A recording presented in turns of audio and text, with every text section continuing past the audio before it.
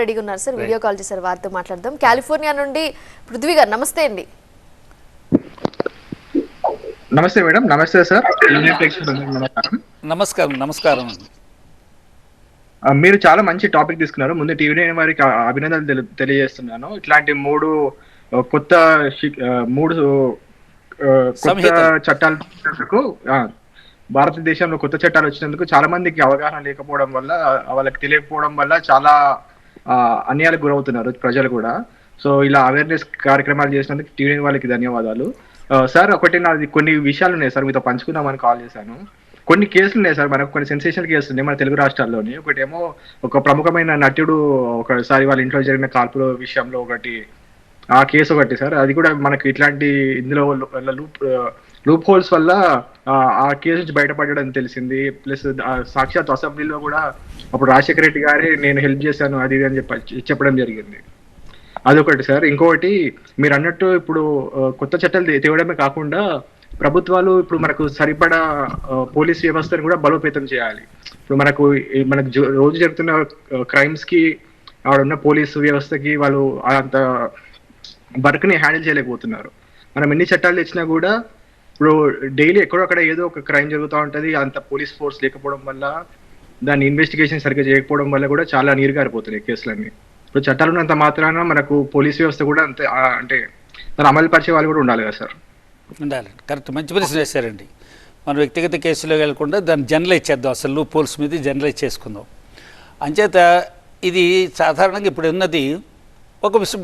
ప్రధాన ప్రశ్న వేస్తాను. కోర్టులోకి పోలీస్ ఆఫీసర్ని పిలుస్తారు, రారు. ఎంచేదంటే వాళ్ళకి పాపం బాగా వర్క్ ప్రెషర్, 24 గంటలు వర్క్ చేసేవాళ్ళు పోలీస్ అధికారులు.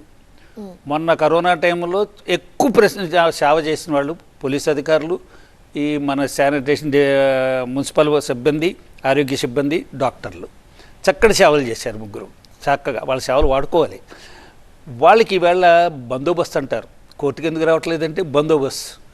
ఒక్కొక్కరు అంటే ఇదైతే సామాన్యుడికి రక్షణ ఇవ్వాల్సినటువంటి పోలీసు వ్యవస్థ, ఈ రక్షణ వాళ్ళ డ్యూటీలు సరిగ్గా సక్రమంగా ఎక్కడో ఉపయోగపడుతున్నాయి, ఎక్కడో ఉపయోగించుకుంటున్నారు. అది కరెక్ట్ కాదు. అంచేత ఇప్పుడు జనాభా ప్రాతిపదికన చూస్తే పోలీస్ స్టేషన్లు లేవు, జనాభా ప్రాతిపదికన పోలీస్ అధికారులు లేరు.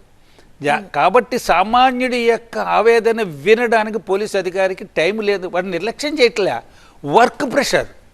కొంతమంది నిజంగా కుటుంబాలు విడిచిపెట్టి పోలీస్ స్టేషన్లో పడుకుంటారు, కుటుంబాలు విడిచిపెట్టేసేసి సేవ చేస్తారు, డ్యూటీలు చేస్తారు.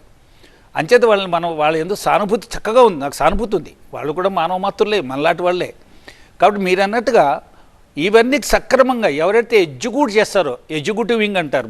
మనకి 3 వ్యవస్థలు ఉన్నాయి కదా కాన్స్టిట్యూషన్ ప్రకారం, legislative wing, executive wing, judiciary. కాబట్టి ఎగ్జిక్యూటివ్ వింగ్ దాంట్లో పోలీసులు కూడా ప్రజల యందు బాధ్యత వహించాలి. కాబట్టి వారిని ఆ విధంగా హితం కోరి వారిని మనం ఎలాట్ చేయాలి. ప్రధాన లక్ష్యం కూడా చట్టాలు చేసేస్తే చట్టాలు వాటంతటా పనిచేయవు కదండి. చట్టం తన పని తను చేసుకోదు. చట్టం అలా పేపర్లో కూర్చుంటుంది. We have to take that law అంటే we have to implement. Button నొక్కేవాడు కావాలి, పని చేసేవాడు కావాలి. దొంగను పట్టుకోవాలని చట్టం చెప్పింది, పట్టుకోవడానికి పరిగెత్తే పోలీస్ కావాలి కదా. అంచేది డ్యూటీ మైండెడ్ ఆఫీసర్స్ కావాలి. ఖచ్చితంగా ఆ దిశగా ట్రైనింగ్ జరుగుతుంది.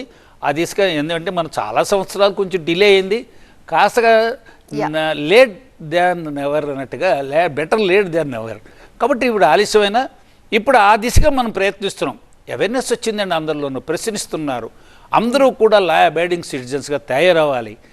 అంచేత సమస్యలు తెచ్చుకోవడం, సమస్యలు పరిష్కరించడానికి చట్టాలు తీసుకోవడం కన్నా సమస్యలు లేని, నేరస్తులు లేని సమాజం, నేరస్తులు లేని సమాజాన్ని నిర్మాణం. చట్టాలన్నీ కూడా సంస్కరణల కోసమే.